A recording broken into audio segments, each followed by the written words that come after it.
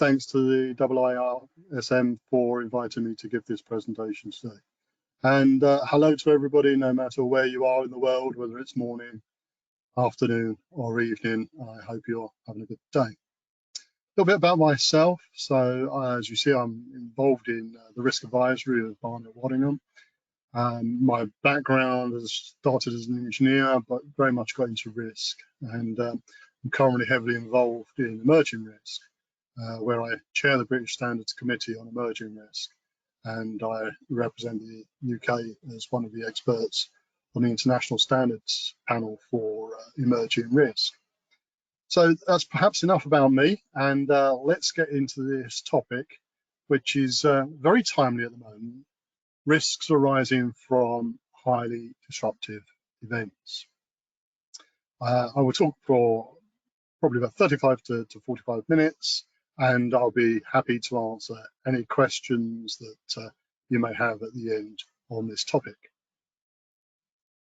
I'm obliged as a regulated company to just put up a regulatory information slide, which I will leave you to just acknowledge.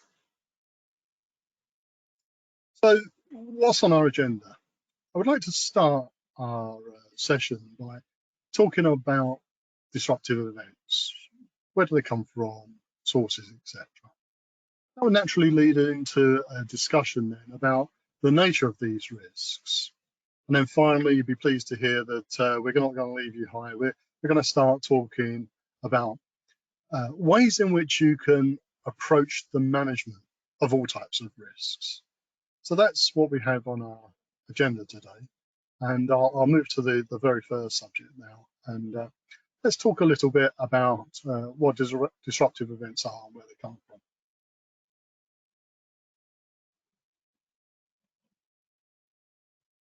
So the question is, what makes an event highly disruptive? Any event could be disruptive, but when we talk about highly disruptive. Now, these classes I have in front of you now, just really to start to draw out what the differences may be. I would not offer these as exclusive classes. There's obvious crossovers between subjects. You can see that in terms of the listings I have. But it's just a nice way to kind of think from a different perspective about disruptive events. And there's good reason for doing this. Risk, and certainly risk related to disruptive events, are systems of risks. Systems of systems. They are part of what we would consider to be systems thinking. So the way we address system-related issues is to turn the problem around. Look at it from different perspectives, because each perspective will give you a little bit more information. And when we come to management, again, that's one of the philosophies of managing complex risks and risks that are emanating from highly disruptive events. And of course, this is a very timely time to talk about highly disruptive events, because sadly within Europe, we've got war again. We've got geopolitical tensions and other activities creating quite a bit of disruption at the moment. So we take the first one. If you think of changes that shift mindsets and behaviors, and by that I mean change in mindsets and behaviors of many people. War doesn't need to be covered in more than that. Obviously famines, when there's a large group of people who don't have enough food, that's highly disruptive, not just for them, but for the whole world, because people's hearts are moved by the things they see. Wildfires, floods, climatic change, all these things that we're wrestling with at the moment, where they have hugely disruptive impacts, negative impacts on people's lives, whole livelihoods. Change now, thinking about something like corruption, where it can emerge, it's disruptive, it has impact on a number of people, and then it can be dealt with, it can be changed. That's not the case with climate change. Climate change is going to be with us. So they have slightly different nature, but what they have in common is this change of mindset, change of behaviors. We come out of these things thinking differently. Pandemics. Before this session started, Sue and I were talking about impact that the pandemic has had, changes in the way we work, in how we see our work.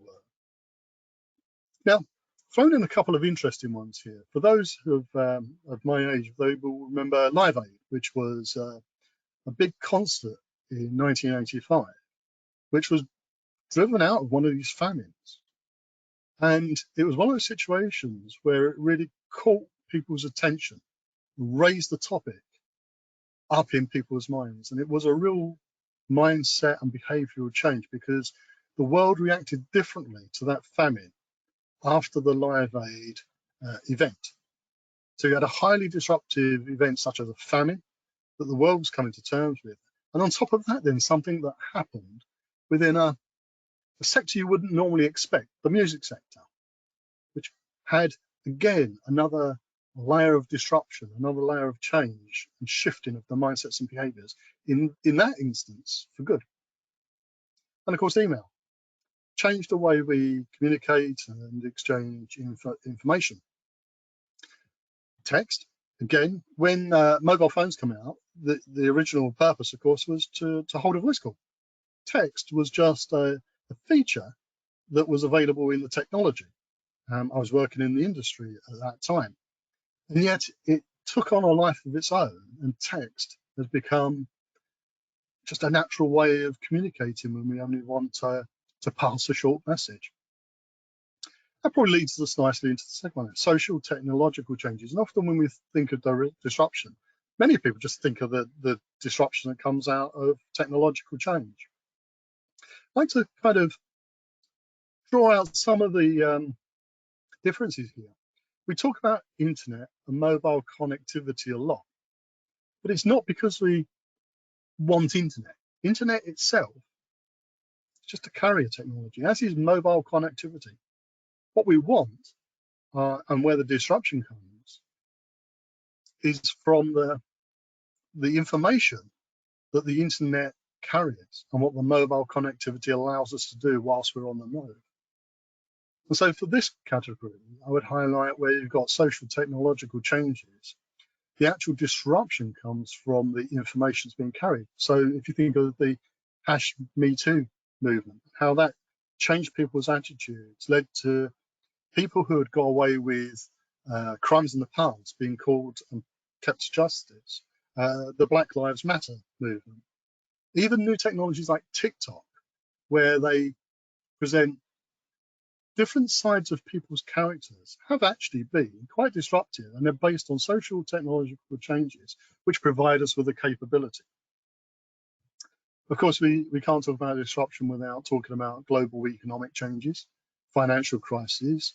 Now, there's actually been many. We think of the financial crisis of 2008-9, but actually there have been many. It's just that one was more disruptive because of the scale and the loss of companies which people didn't think would ever go down. Again, war changes the economics. The world is reorganizing. Pandemics. I've included smart cards because they've shifted us away from a cash-driven society and away from a check-driven society into a society where we carry cards. And even now, we don't even have to carry the card. We keep the information on our phones. That's quite a change in the economic circles. It becomes a lot easier to spend money, to carry money, to actually spend large sums of money. And it's led to an opportunity for more immediacy. If I want software, I can go on the internet. I don't want a CD. I just go on the internet, I find the supplier of the software I want, I put my credit card details into the machine, it does the transaction electronically in the background, and then I get the software. And I'm using the software within 20 or 30 minutes of making my choice. The last category here, changes that have widespread and lasting impact. Again, war, because it changes the way nations think about each other's nations, but think also about electricity. We are highly reliant on the stability of electricity. But here we are now, certainly in the UK, I don't know how people are around the rest of the world, where the changes in our energy infrastructure and demands on electricity means that our grids are actually running up to capacity. And there's been concern that we may have to ration electricity for short periods in order to be able to match the load generated to the demand. Recently, we had periods where we've been paid not to use electricity, paid quite a lot of money to not use individual kilowatts of electricity. Transport, lasting impact. When planes are disrupted and people can't get to meetings, when trains are no longer running, it's highly disruptive, and economic impacts of loss of transport are enormous. But let's look at some of the more positive sides. We don't want to just dwell on the negative sides. Let's think about medical breakthroughs, new materials, new chemicals, which are coming up all the time, allowing us to do new things, work in new ways. A good example is with electric cars, where the breakthroughs in battery technology are allowing cars to charge quicker and do more miles before they need recharge. And that's really important if we're going to have a lasting impact on climate change. So in summarizing, I've put a very complex picture of the interaction between the way people interact with each other, technology, pure risks, events that occur spontaneously and are dealt with, like wildfires. There's a lot of sources of highly disruptive events. And that's why it's really important that organizations develop the capability in both their risk and resilience to deal with it. So I'll spend a lot of time on this slide, but let's move forward now in terms of how we might work with this. So humans aren't very good when they're faced with high levels of complexity. We operate by putting things into mental boxes, and then we manage the box that it's in. So in recognition of this, Barnett Wadding's in a very good place to be able to crowdsource ideas, talk to people in our consultancy world, find out where the major disruptions are, and then consolidate that down and help by putting that out as guidance, so organizations and individuals can actually use this information to maybe add some order and create these boxes that we might need to manage going forward. And that's really the background between the Barnett, Wadding and Big Three. So by distilling out what we've been told, we've got these three large areas that we would say is disruption at the moment. In a year's time, in 2 years' time, these will probably change. This is for the moment in the kind of disruption that's being created.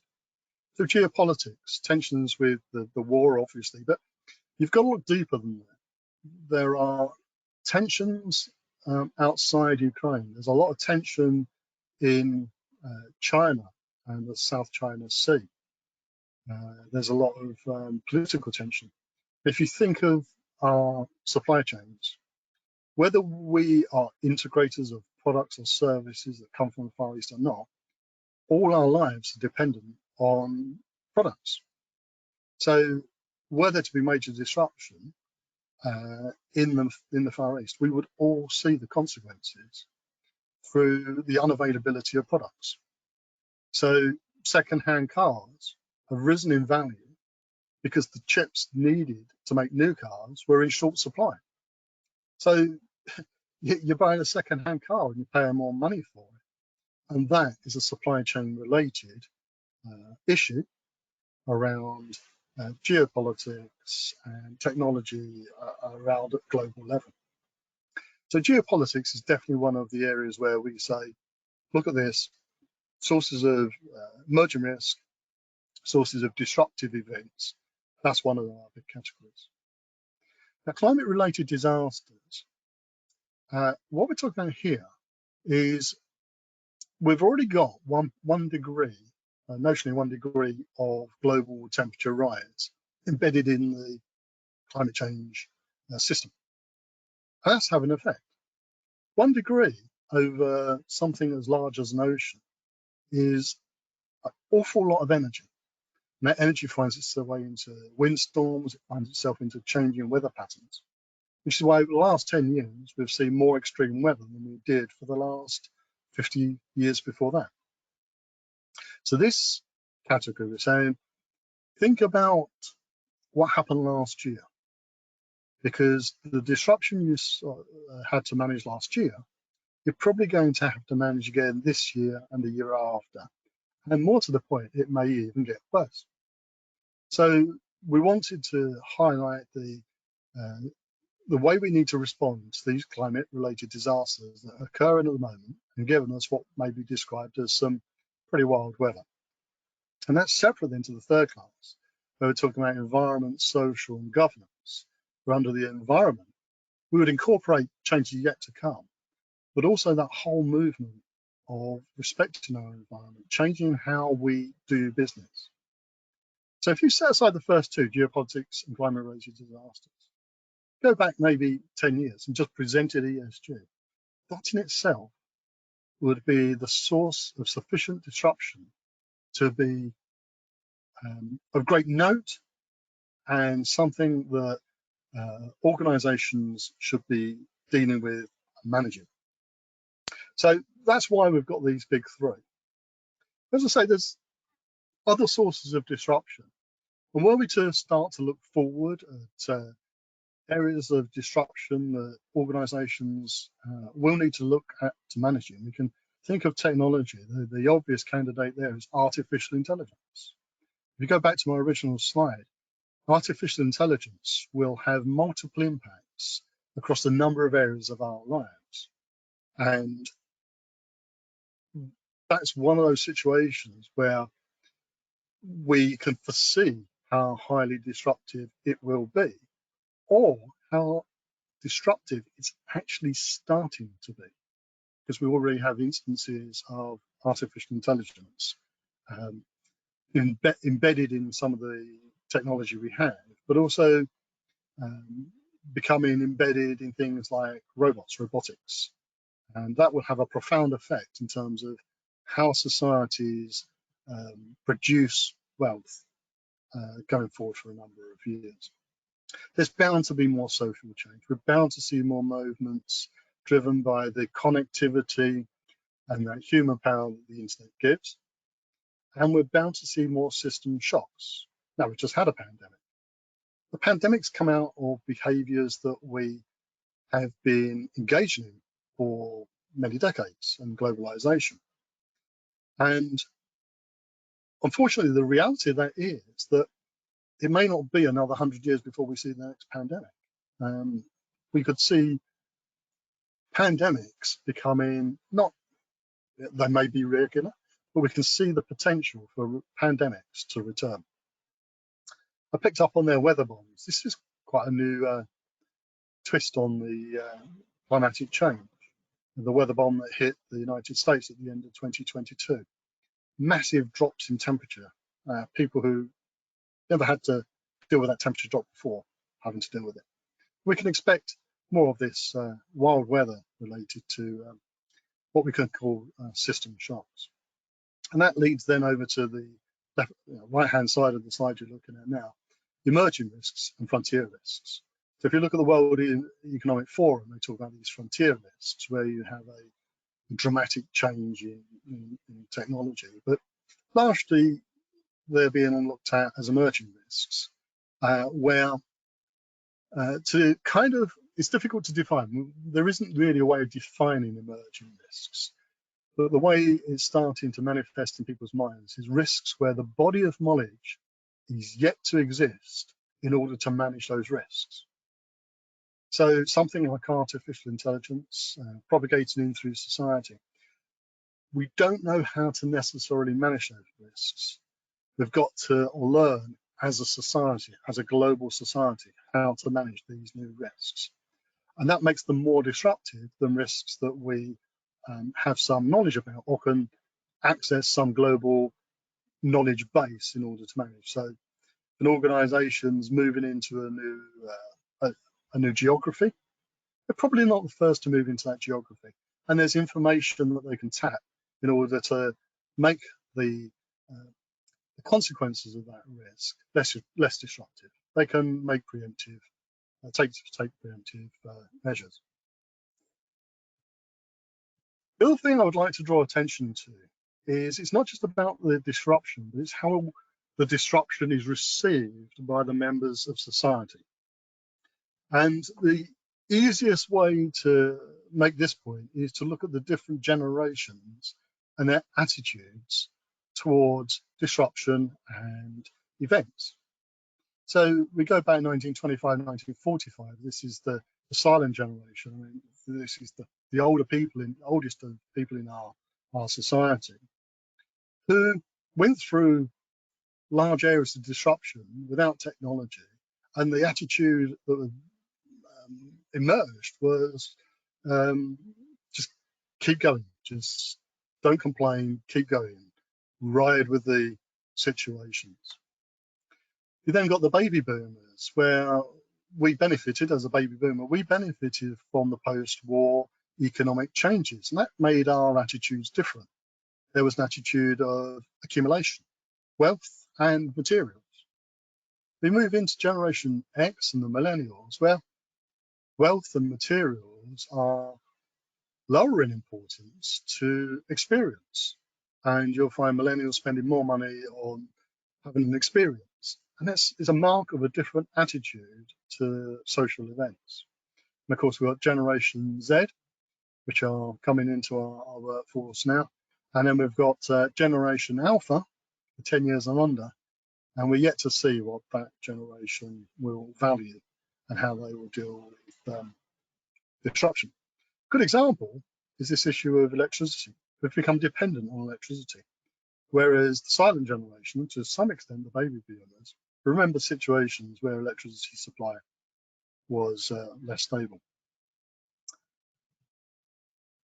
I think we've talked enough now about the sources of disruption and where they can come from and how people's attitudes might change towards them. So let's move on to the nature of risks and then move on to how we might manage them. So the first thing I would like to address in terms of the nature of risk is you can see them in terms of two distinct types. Now, the diagram in front of you now talks about problems, but problems, issues, and risks, they all share these characteristics. You could retitle this simple structured risks and complex unstructured risks. If you work down the left-hand side on the simple structured problems, these are where the systems that we're dealing with are relatively simple, straightforward. The event will lead to a conclusion that we can identify. So they're bounded, they converge to, it may be a number of outcomes, just a few outcomes, but we understand what those outcomes can be. There's a degree of consistency in the way the risk will unfold. And what we're looking for are people to follow principles and rules.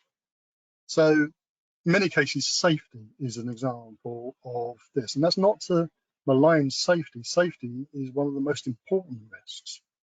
But when you look at a situation, a hazard that can be turned into be a risk, generally we can look at that and say, okay, the potential here is the potential for somebody to have damage to limb or possible single death.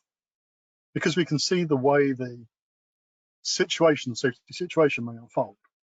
And to manage that situation, what we want are rules, and we want compliance with rules. So if there's like safety mechanisms to be engaged, they should be engaged.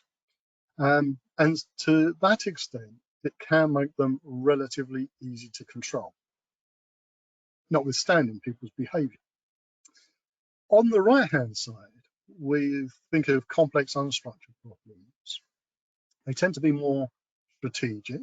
You tend to be more dependent on people having the right behaviors. They can be information poor. So when we talk about emerging risks, we're talking about something that is information poor. We don't know how it's going to turn out. That then makes them harder to control, more unpredictable. You want people who are managing these risks to do so using principles, because a rule may not anticipate the mode in which the risk may manifest, the consequences. Rules tend to only work when you have predictable outcomes. You've got ethics, you want people to be ethical. It may be that they have to call upon creativity in order to manufacture or come up with a new way of managing a risk. And generally we associate that kind of creativity with experts.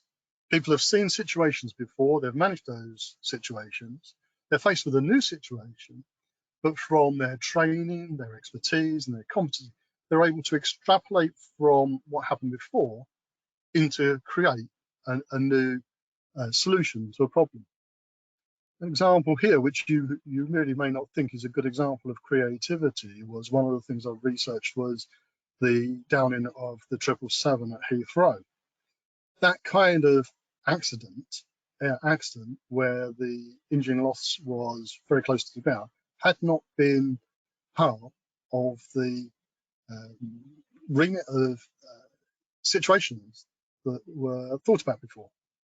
But the pilot had 12 years experience in that kind of aircraft. He knew how that aircraft flew, and on the fly was able to create a new a way of managing that situation. And it's one of those situations where everybody survived, and that's to be a compliment to the pilot, his ability to be creative in a very short period of time. But these situations can also be unbounded. We may not know where they're going to land, and that also makes them then non-convergent. So when you're looking at a highly disruptive situation and risks that are emerging from that, I would urge you to just think, give some time to think about these two types. Do you want rules, or do you need expertise? If you need expertise, where are you going to get that expertise from? Does it exist? How will you tap into it? Is it an expertise that you need to generate within your business, or do you just need to be able to source it in the future? So that's the benefit of looking at whether it's a simple structured or complex structured problem. The other thing that we need to address when we're talking about risks that emanate from highly disruptive events is the degree by which they are connected. Now, one of the things that we tend to do as risk managers, and indeed a lot of risk management training, tends to be to look for risks that have a simple cause-effect relationship. There is a cause, it will lead to an event, and that event has this consequence. And we tend to look at them in those fairly simple, limited ways. Now, when you talk about highly disruptive events, I'm going back to that original slide, you talk about multiple people being affected, multiple consequences, then generally underlying that is this degree of high connectivity. So on the left-hand side here, we have risk 1.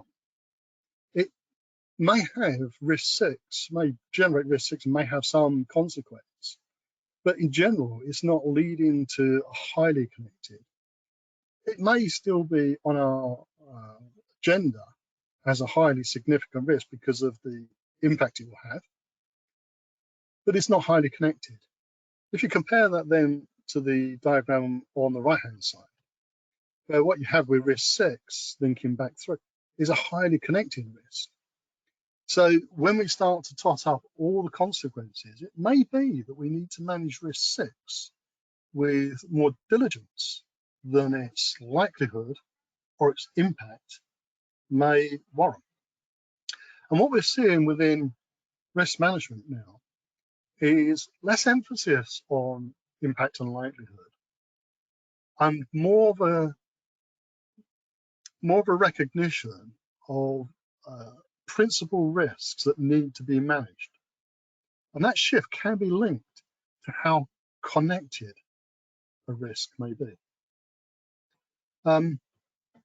We can think of negative outcomes, highly connected negative outcomes in terms of wildfires, which are highly connected, will have multiple consequences, are results of shifts in climate, will occur in many different regions and are difficult to manage. So you can start to see how that situation, and you can start to explore it, in the negative situation is highly connected. But there are other situations, if you think about artificial intelligence, it's going to be highly disruptive because it's highly connected. Actually, there's also going to be some major opportunity. So in looking at your connectivity, you're not just looking for downside. What are the upsides? If you're going to manage the downside, what are the connected opportunities that could be exploited in this disruptive environment? Because there's always opportunity as well as threat. On there, our partner, Dean Hughes, this is an area of great interest to him. And he provided me with these diagrams, and I would refer you to him for if you think this work may help you further. So I'm kind of starting already to lead into the management of risks and where that's going to take us. So let's now start to consider those characteristics and how we might manage those characteristics through a process of risk management. Now, the simplest way to illustrate it, and indeed it picks up on that linear approach that I talked about that risk managers deal with, is the simple bow tie. So the cloud there to represent the source of these highly disruptive events. We can draw down a particular event. So let's take something positive. We talk about negative often enough. So let's talk about artificial intelligence. And the event is the creation of tools that can be used in situations that humans find intolerable. High heat, high humidity, where we don't want humans to go, maybe radioactivity. So we can create an artificial intelligence, we can put it in a robotic mechanical infrastructure, because all robots are is artificial intelligence in some robotic structure, in order to carry out a function that was once very dangerous for people to do. For example, inspecting a dangerous industrial process while it's in operation. And we look at the event, and the event that we want to manage there is that the robot identifies a potential failure in a plant. Now, that's the event that the risk that we want to deal with. The robot's created this identified this risk, and we need to manage that risk. So straight away we can think of, well, pre-event management. What can we do in order to stop that event occurring? So maybe we use our robots more readily to look at the maintenance and the predictability. So we extend the scope of the artificial intelligence we're looking into a maintenance situation to actually have a predictive capability. So we're managing the potential for that event using these technologies before the event can occur, preemptive management. Once the event occurs, and we're dealing with the risk has occurred, we have now an issue to deal with, we can think about the post-management. It may be that we can actually tap into the same technology in order to reduce the consequences that event may happen. So again, we might use artificial intelligence to go in there and change the part, another robotic element. So we can work both sides of the event, pre-event management, post-event management. And that's another way of kind of breaking down the problem and looking at the two sides. And on the right-hand side, I've got this idea of looking at the connectivity, looking at what kind of problem it is. So those two diagrams are on there to actually help us try and unpick and pull apart, tease apart the problem, disaggregate the problem, But that's not the only way that we can look at problems. We have a number of ways of looking at problems. So we can look top down. So if there's a strategic problem, senior management will look at it from a top down point of view. We can look at it bottom up. What do the people involved in that area, how do they see it? How do they work their way up? So you could think of something that's happening at the moment with in the economic environment, and here in the UK we have the strike. So top down, management looking at what can be afforded. Bottom up, people looking at the cost of living crisis they're facing.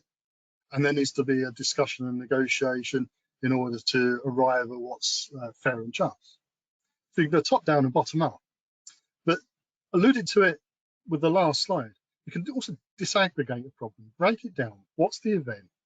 What can we do to prevent the event from occurring? What can we do once the event has occurred? And that's a disaggregation. But as I was saying earlier, it's a systems issue. And whilst you can use disaggregation with systems, it's also important to look at these things holistically. So don't just break it down, because the methods of control may give unexpected consequences. You've also got to look at it holistically. So if we list down the tools we've got, classic risk management, risk registers, etc., we can break down and we can look at the risk, we can carry out actions. And likewise, classic resilient measures. We can look at the business impact analysis, we can put in preventative controls, post-event controls, we can look at the whole life cycle up to and including recovery, as we should. So the resilience taken us back to the situation of recovery.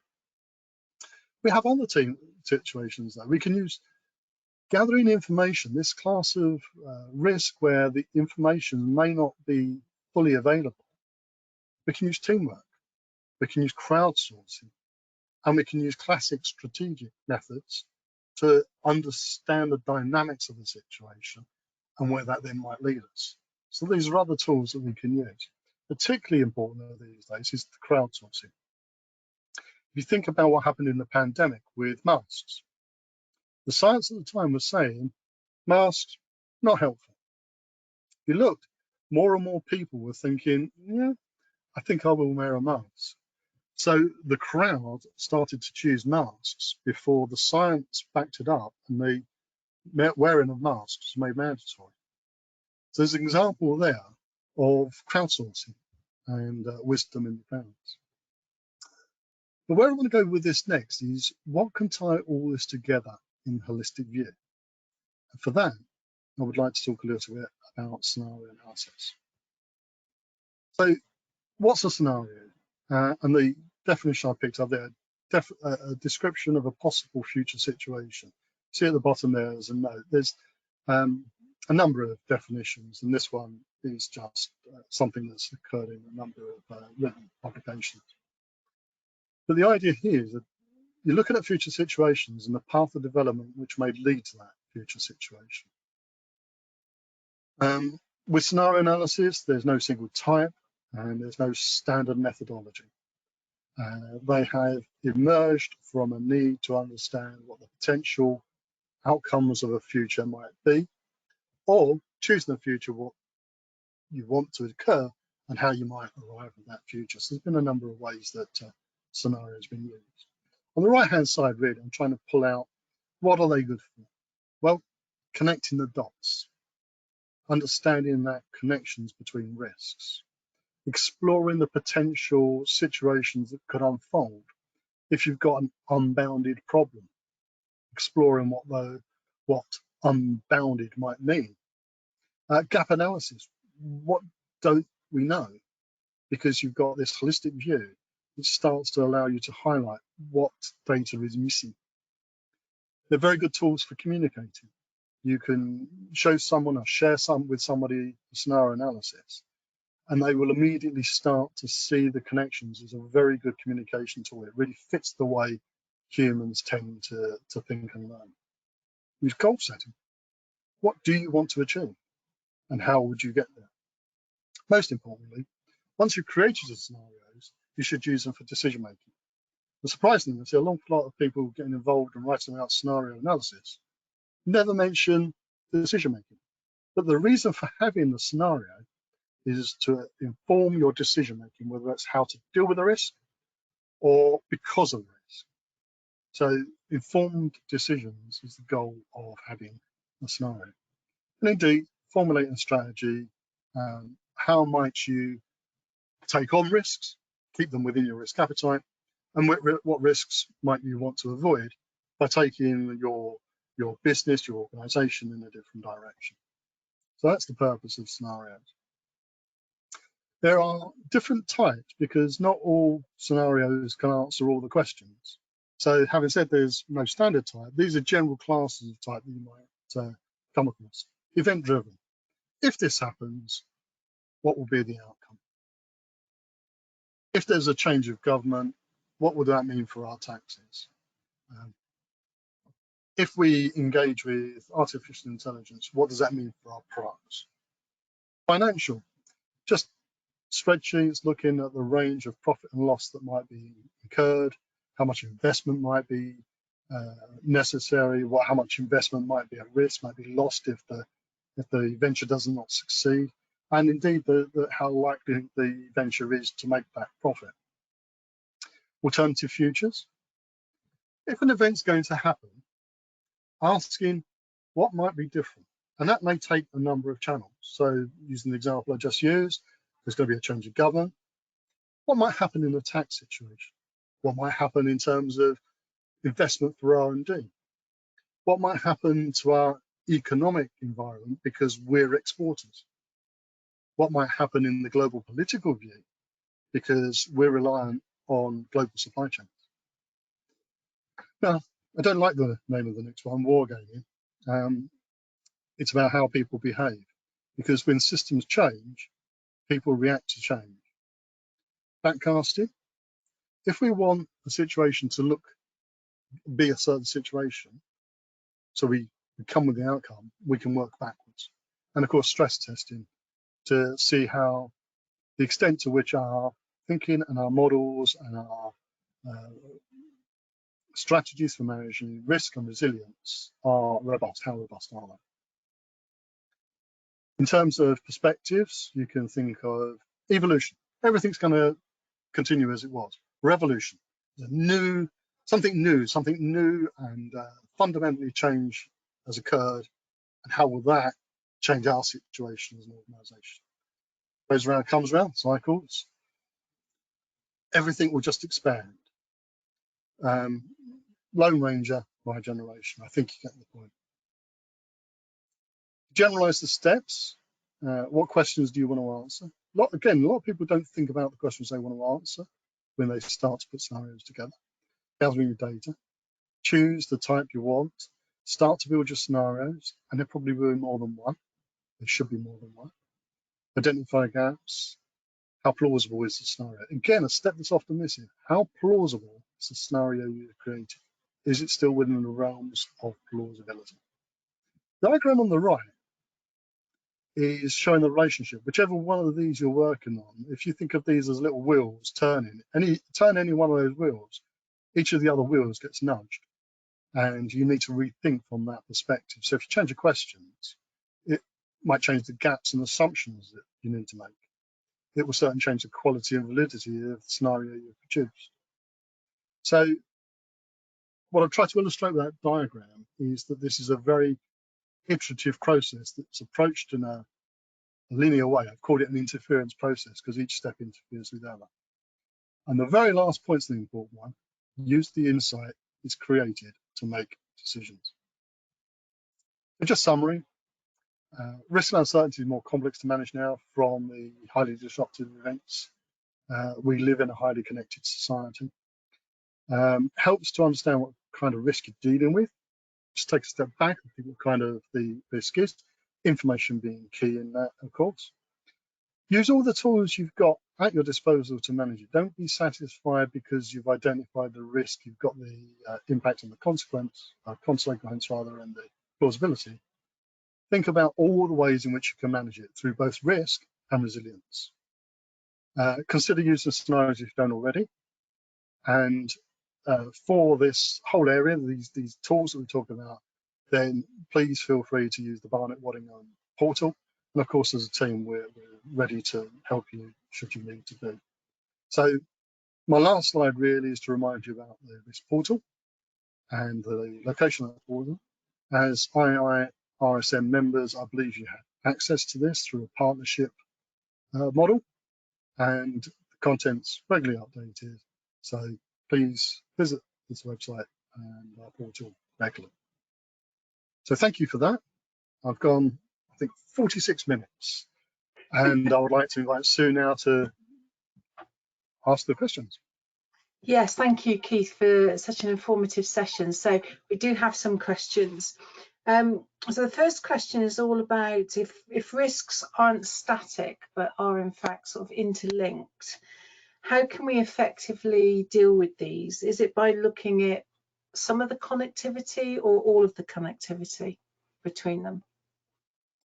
Good question. Well, that's where the scenarios really come into their own. So you've identified a risk. It's highly connected. You've captured that within the scenario. It's easier to start flexing and thinking about the changes that are plausible that may occur, how that might propagate through the connections that you had. Will the opportunity be increased? Will the threat be increased? And what you might need to do then in order to reduce the threats and make the most of the opportunities that you're seeking to occur. So that's a good question. Risks quite often are transitory. We do have static risks, of course, but risks are quite transitory when they're coming from highly disruptive events. And that's why one of the reasons I spent so much time talking about scenario analysis. Thank you.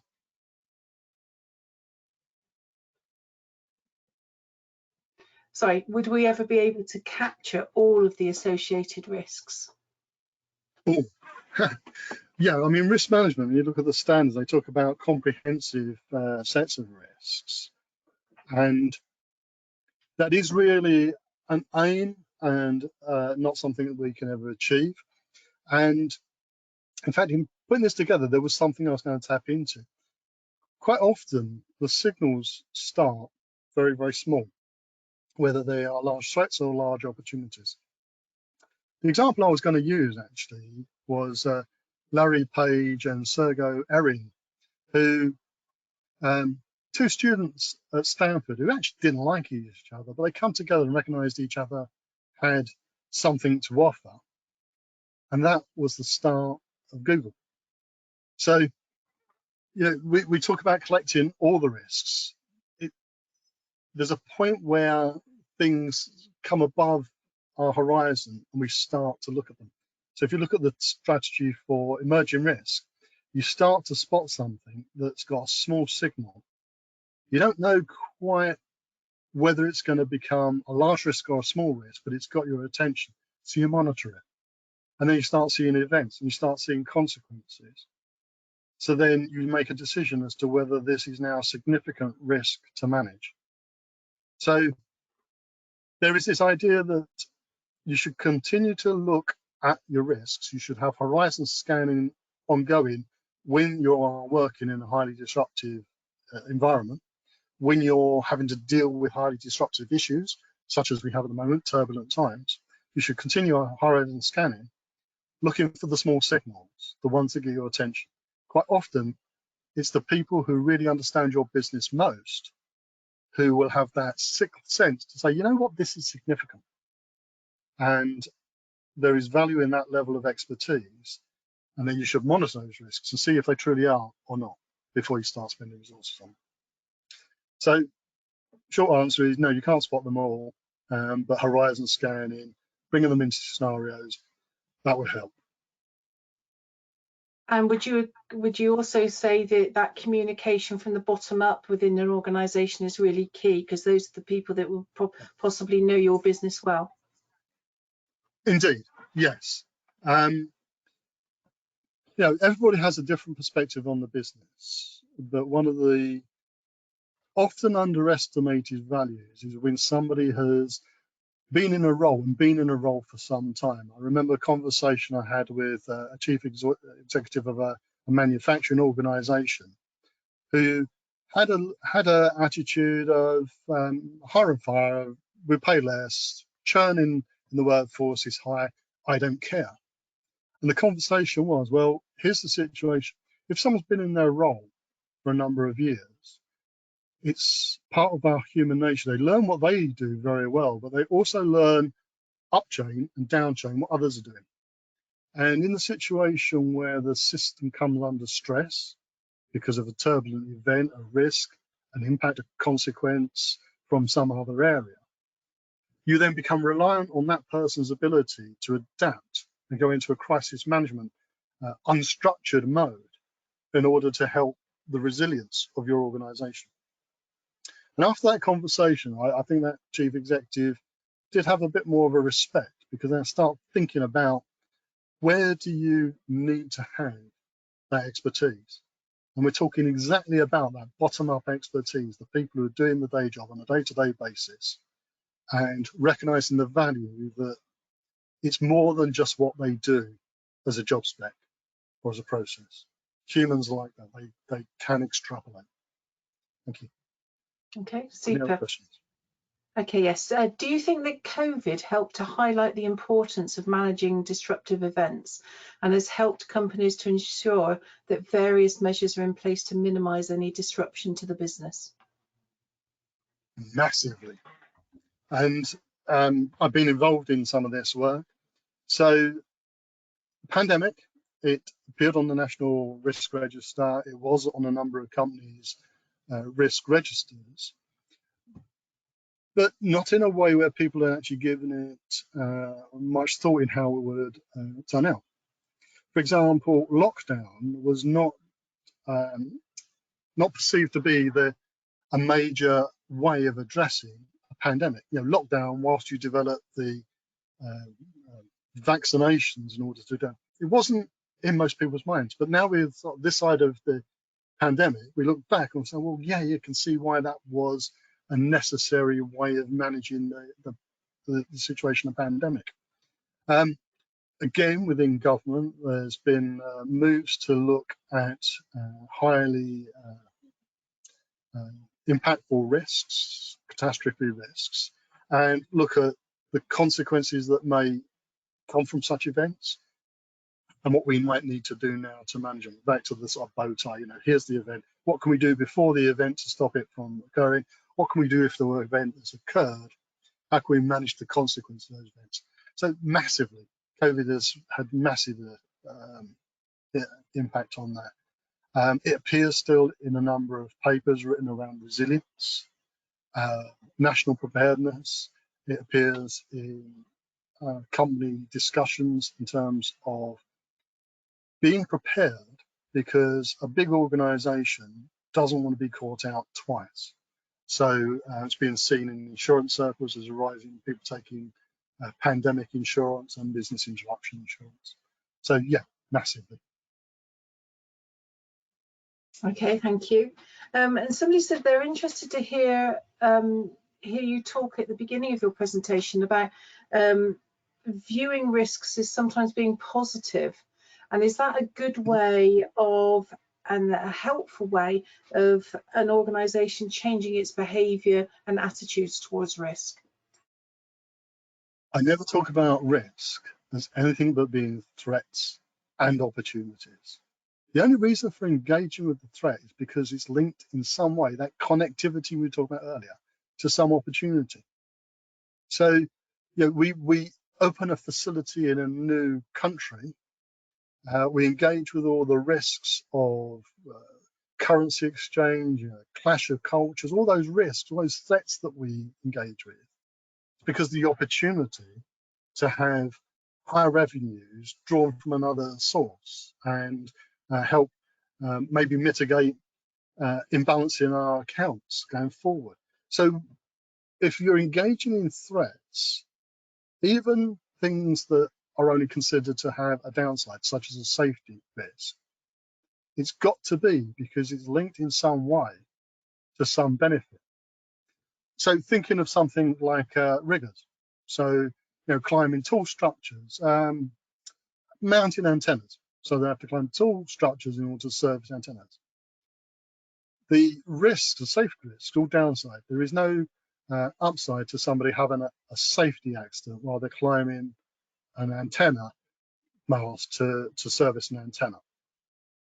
But we engage with those risks because we want to receive radio and television, and it's a core part of societal use. We couldn't have mobile phones if there were riggers who went up mast to assemble radio transmitters. So it's an example of where, in isolation, we're dealing with a threat.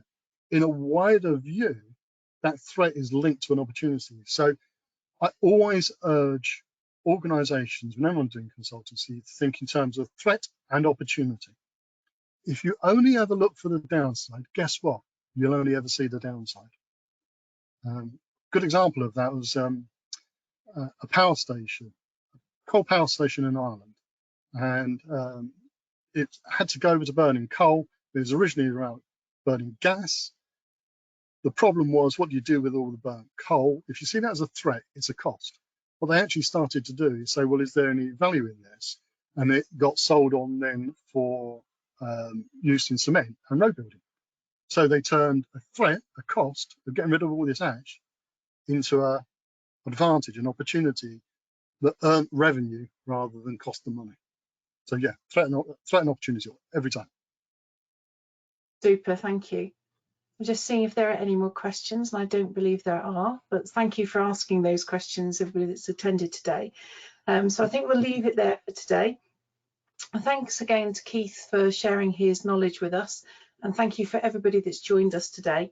I'll put the recording onto the IIRSM Resource Hub either later today or tomorrow, so you'll be able to catch up and recap on anything in your own time. And I know a recording is also going to Barnet Waddingham as well, to be put onto the portal there. So I think we'll end the webinar here. Have a good rest of your day. Thanks again to you, Keith, for giving up your time this afternoon. And I hope to see you all again at another IIRSM webinar in the very near future. Thank you. Bye-bye.